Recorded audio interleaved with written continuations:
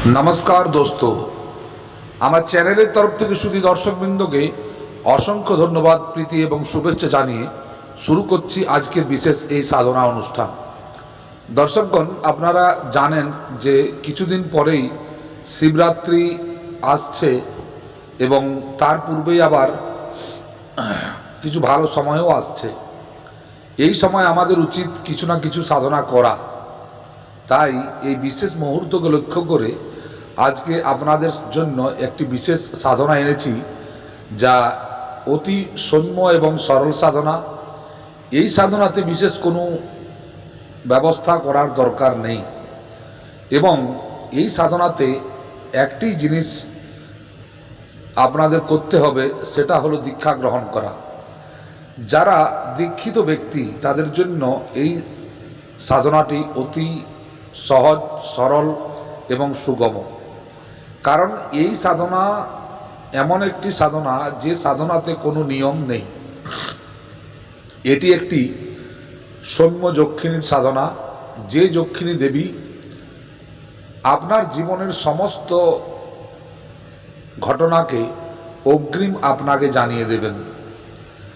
তিনি তার সাধকের অগ্রিম বার্তাবহক। আপনার জীবনে কি আসতে চলেছে বা কী বা হবে, সব কিছু তিনি আপনাকে স্বপ্নের মাধ্যমেই বলে দেবেন। তো দর্শকগণ, এই সাধনাটি আপনাদের জন্য অতীব সুন্দর এবং ফায়দামূলক। কারণ এই সাধনা করলে আপনি আপনার জীবনের রহস্যকে জানতে পারবেন। আপনার সাথে যা ঘটবে তার জন্য আপনি তৈরি থাকতে পারবেন। এই জন্য এই সব সাধনা করা খুবই দরকার। এবং এই সাধনাতে কোনো যন্ত্র, মালা ইত্যাদির কোনো দরকার হয় না। তবুও আমি একটা কথা বলবো যে যারা এই সাধনা করবেন তাদের রক্ষামালা গলায় থাকা একান্তই দরকার।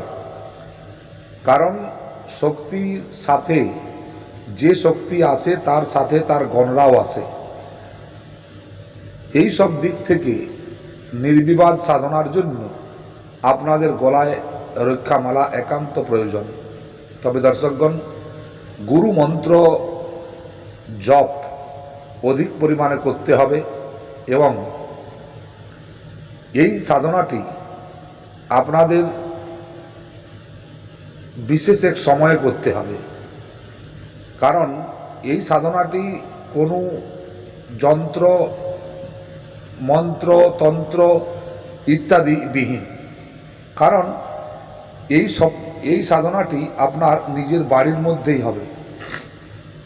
দর্শকগণ, সাধনা বিশেষত বাড়ির বাইরে হয়, তবু এই সাধনাটি আপনার বাড়ির মধ্যেই হবে। কারণ এটি একটি সৌম্য সরল সাধনা।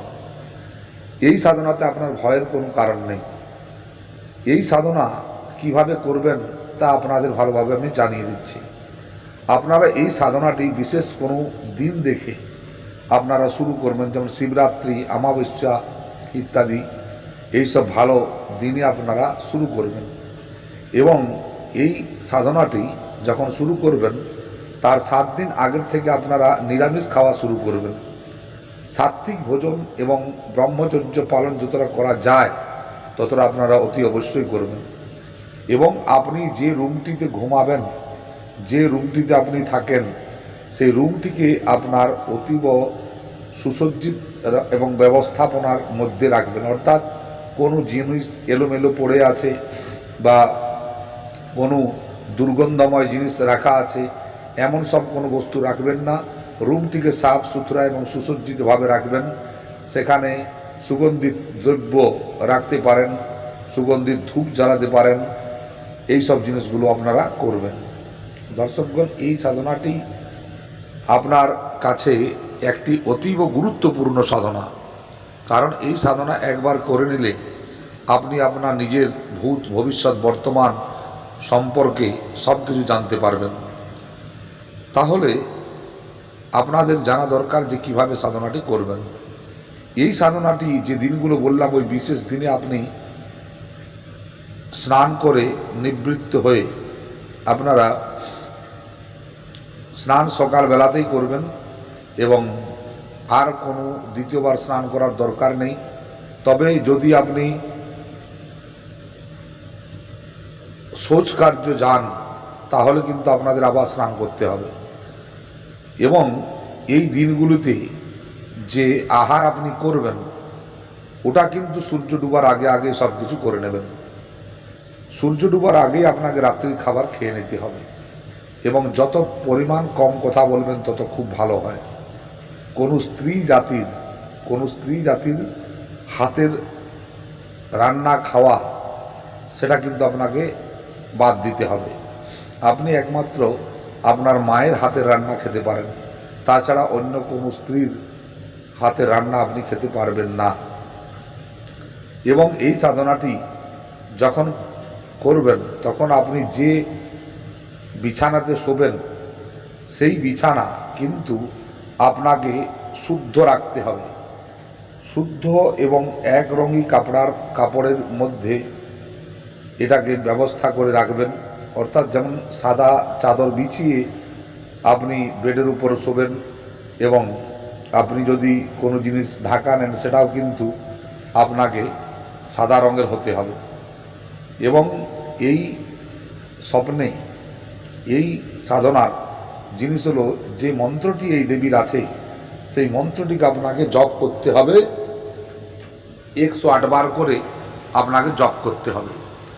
এবং যখন আপনি এই জপ করবেন তখন আপনি দেখতে পাবেন যে আপনার চারদিকে বিভিন্ন ধরনের আওয়াজ আসতে শুরু করবে এবং আপনি কিছু অনুভব পাবেন, যেমন কেউ আপনার পিছন দিয়ে হাঁটছে বা কেউ আপস মে কথা বলছে, এই ধরনের কিছু অনুভব আপনি পাবেন। এবং লাস্টের দিন 11 দিন রাত্রিবেলায় স্বপ্নের মাধ্যমে আপনার ওই দেবী এসে আপনাকে দর্শন দেবেন। যদি আপনি বেশি করে রাত্রিবেলায় খাবার খান তাহলে কিন্তু আপনার ঘুম খুব গাঢ় হবে এবং আপনি সব কথা ভুলে যেতে পারেন। তাই রাত্রির খাবার দিনের সূর্য ডোবার আগে আগে আপনি খেয়ে নেবেন। দর্শকগণ, সর্বপ্রথম আপনারা সুসজ্জিত বিছানার উপর আপনারা শোবেন এবং যখন এই মন্ত্র জপ করবেন তখন আপনার মুখ হবে পূর্ব দিকে মুখ করে আপনারা এই মন্ত্র জপ করতে পারবেন, কিংবা উত্তর দিকে। এই দুটি দিক এই সাধনার মন্ত্র জপ করার জন্য উপযোগী। আপনাকে কোনো আসনের দরকার নেই, স্রেফ আপনি বিছানার উপর বসেই এই সাধনাটি করতে পারবেন। এবং এই সাধনায় কোনো নিয়ম নীতি নেই। আপনি 108 বারও মন্ত্র বলতে পারেন, 1008 বারও আপনি এই মন্ত্র জপ করতে পারেন, তবে কমসে কম 108 বার আপনি করবেন। এবং বিশেষ খেয়াল রাখবেন, এই 11 দিন যে আপনি মন্ত্র জপ করছেন এই 11 দিন সময় কিন্তু কোনো হেরফের করবেন না। আপনি যদি রাত 10টার পরের থেকে এই সাধনা শুরু করতে হবে, এই রাত 10টা আপনাকে প্রতিদিন ওই সময়ই বসতে হবে।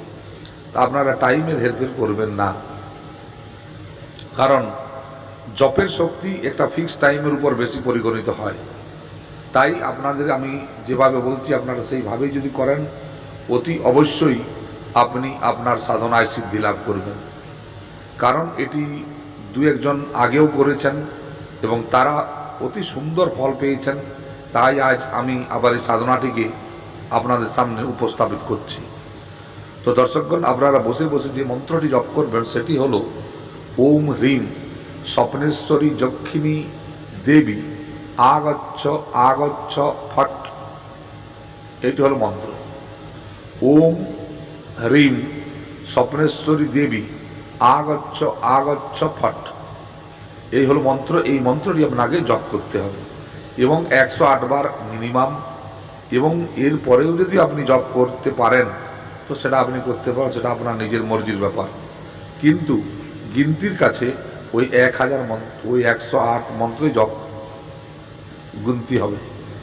তো দর্শকগণ, যারা এই সাধনা করবেন তাদেরকে আমি যে নিয়মগুলো বললাম ওই নিয়ম মেনে চলতে হবে 7 দিন আগের থেকেই।